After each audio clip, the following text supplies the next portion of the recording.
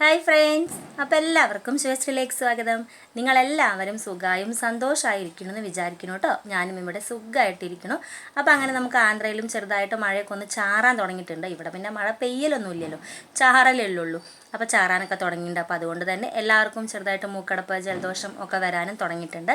അപ്പോൾ അങ്ങനെയുള്ള സമയത്ത് നമുക്ക് ഭക്ഷണങ്ങളൊന്നും പിടിക്കില്ലല്ലോ. അപ്പോൾ ഇതെങ്ങനെ ഒരു ചമ്മന്തി അരച്ച് കഴിഞ്ഞാൽ ചോറ് കൊണ്ടാ പറയും കേട്ടോ. അപ്പോൾ ആ ചമ്മന്തിക്ക് വേണ്ട സാധനങ്ങൾ എന്തൊക്കെയെന്ന് നോക്കാം. ആദ്യം നമുക്ക് വേണ്ടത് ഒരു ചെറിയ നെല്ലിക്കയുടെ വലുപ്പത്തിലുള്ള പുളിയാണ്. പിന്നെ നമുക്ക് വേണ്ടത് എരിവിന് ആവശ്യമായ മുളക് പൊടി, പിന്നെ ആവശ്യത്തിന് ഉപ്പ്, പിന്നെ നമുക്ക് വേണ്ട മെയിൻ സാധനമാണ് നാരകത്തിൻ്റെ ഇല. അറിയാലോ, ചെറിയ നാരങ്ങയുടെ ഇല ഉണ്ടാവുമല്ലോ, അപ്പോൾ നാരകത്തിൻ്റെ ഇല വേണം. പിന്നെ കറിവേപ്പില, പിന്നെ നമുക്ക് വേണ്ടത് ഒരു കഷ്ണം ഇഞ്ചിയാണ് കേട്ടോ. അപ്പോൾ നമുക്ക് നാരകത്തിൻ്റെ ഇല രണ്ട് സൈഡും നല്ലപോലെ കഴുകിയിട്ട് രണ്ട് സൈഡും ഇങ്ങനെ ചീന്തിയിട്ട് അതിൻ്റെ നടുക്കിലുള്ള നാര് കളയണം കേട്ടോ. എന്നാലാണ് ടേസ്റ്റ് വരുള്ളൂ. ഒരിക്കലും ഇങ്ങനെ ഇല ഡയറക്റ്റ് അരക്കരുത്. അതിൻ്റെ നാര് അതായത് നമ്മൾ ഇല ഇങ്ങനെ പിച്ചിട്ട് അതിൻ്റെ നാര് കളയണം. അപ്പോൾ നമ്മുടെ കറിവേപ്പില നേരാക്കി വെച്ചു, നാരകത്തിൻ്റെ ഇല നേരാക്കി വെച്ചു. നമുക്ക് അരച്ചുകൊണ്ട് വരാം കേട്ടോ.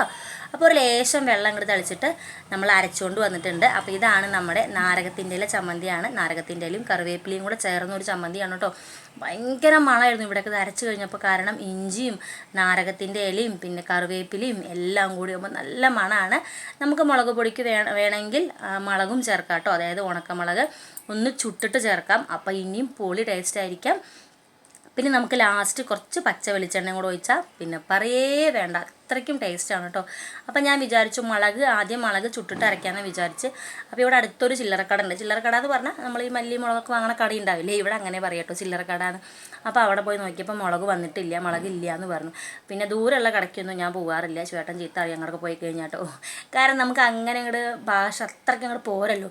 അപ്പോൾ ശിവേട്ടൻ ദൂരെയുള്ള കടയ്ക്കൊന്നും പോകാൻ സമ്മതിക്കില്ല. അടുത്തൊരു കടയുണ്ട്, അവിടെ പറഞ്ഞാൽ അവർക്ക് എൻ്റെ ഭാഷ കുറേയൊക്കെ മനസ്സിലാവാൻ തുടങ്ങി.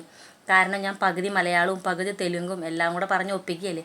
അപ്പോൾ കുറേ ആയിട്ട് നമ്മളെ കാണുന്നതുകൊണ്ട് തന്നെ അവർക്ക് നമ്മുടെ ഭാഷ എൻ്റെ ഭാഷ കുറച്ചൊക്കെ മനസ്സിലാവാൻ തുടങ്ങിയിട്ടോ. അപ്പോൾ ഞാൻ അവിടേക്കാണ് പോകാറ്. അപ്പോൾ മുളകില്ല, അതുകൊണ്ടാണ് ഞാൻ മുളക് പൊടി ചേർത്തത്. അപ്പോൾ നിങ്ങൾ മുളക് പൊടി ചേർത്താലും നല്ല ടേസ്റ്റാണ്. ഉണ്ടെങ്കിൽ ഉണക്കമുളക് ഒന്ന് ചുട്ടിട്ട് അരച്ചാൽ പറയേ വേണ്ട കേട്ടോ. അത്ര ടേസ്റ്റാണ് നമ്മുടെ നാരകത്തിൻ്റെ ഇലയും കറിവേപ്പിലയും. പിന്നെ നല്ലതുമാണ്, കാരണം കറിവേപ്പിൻ്റെ ഇലയും നാരകത്തിൻ്റെ ഇലയും നല്ലതല്ല ദേഹത്തേക്ക്. ഇഞ്ചിയും നല്ലതാണ്. ഈ മഴക്കാലത്ത് നമുക്ക് ചുമ ജലദോഷം ഒന്നും വരില്ല കേട്ടോ.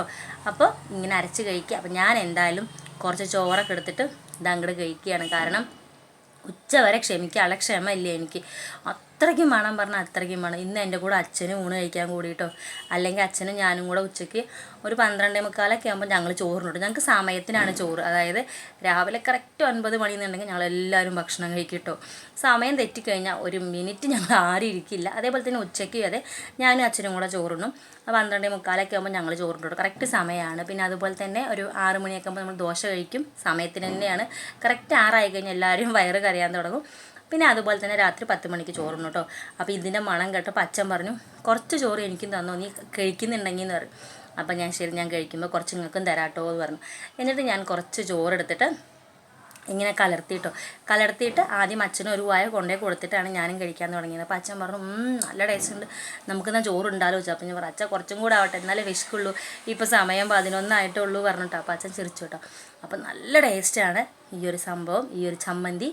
അപ്പോൾ നിങ്ങളെല്ലാവരും ട്രൈ ചെയ്യണം. ഈ മഴക്കാലത്ത് അടിച്ച് പൊളിച്ച് കഴിക്കുക കേട്ടോ. കഞ്ഞിയുടെ കൂടെയും ചോറിൻ്റെ കൂടെയൊക്കെ ബെസ്റ്റാണ്. കഞ്ഞിക്കൊന്നും പറയുക വേണ്ട, അത്ര ടേസ്റ്റാണ്. ഞാൻ ഇന്നലെ ഉണ്ടാക്കി നോക്കിയിട്ടോ. മറ്റേ മട്ടരിയുടെ അരിയും കൊണ്ട്, അതായത് പുഴുങ്ങല്ലരി ഇല്ലേ, ചുമപ്പ് കളർ മട്ടരി എന്ന് പറയില്ലേ, അതുകൊണ്ട് ഇന്നലെ കഞ്ഞി വെച്ചിട്ടോ. എന്തൊരു ടേസ്റ്റ് ആയിരുന്നു അറിയോ, കഞ്ഞിയും ഈ ചമ്മന്തിയും കൂടെ. അപ്പോൾ ഇന്ന് ഞാൻ ചോറിനും ഉണ്ട് നോക്കി. ചോറിനും പൊളി ടേസ്റ്റാണ്. ആ വെളിച്ചെണ്ണയൊക്കെ പച്ച വെളിച്ചെണ്ണയൊക്കെ മണം എൻ്റെ അമ്മോ പറയാൻ വയ്യ. എത്ര പറഞ്ഞാലും മതിയാവില്ല, അത്രയ്ക്കും ടേസ്റ്റാണ്. ശരിക്കും ഇത് അമ്മിയിൽ അരയ്ക്കണം കേട്ടോ. എന്നാൽ പിന്നെ പറയേ വേണ്ട. പണ്ടൊക്കെ ഞങ്ങളുടെ വീട്ടിൽ, അതായത് ഇപ്പോഴും അമ്മിയൊക്കെ തന്നെ ഉണ്ട് കേട്ടോ. പണ്ട് നമുക്ക് മിക്സി ഒന്നും ഇല്ലല്ലോ. അപ്പോൾ ഞങ്ങൾ അമ്മിയിലും ആട്ടുകല്ലിലും അരയ്ക്കും കേട്ടോ. ഇപ്പോൾ ചമ്മന്തിയൊക്കെ അമ്മിയിൽ അരയ്ക്കും. പിന്നെ തേങ്ങയൊക്കെ നമ്മൾ കൂട്ടാൻ വയ്ക്കാനൊക്കെ ആട്ടുകല്ലിൽ അരയ്ക്കാറ്. അപ്പോൾ എൻ്റെ അമ്മ അങ്ങനെ അമ്മിയിൽ അരച്ച് തരും. ഈശ്വരോ, ആ അമ്മി തന്നെ ചോറ് ഇട്ടിട്ട് ഇങ്ങോട്ട് കഴിക്കാൻ തോന്നും, അത്രയ്ക്കും ടേസ്റ്റാണ്. അപ്പോൾ നിങ്ങളെല്ലാവരും ഇതുപോലുള്ള ചമ്മന്തി ഉണ്ടാക്കുക, കഴിക്കുക.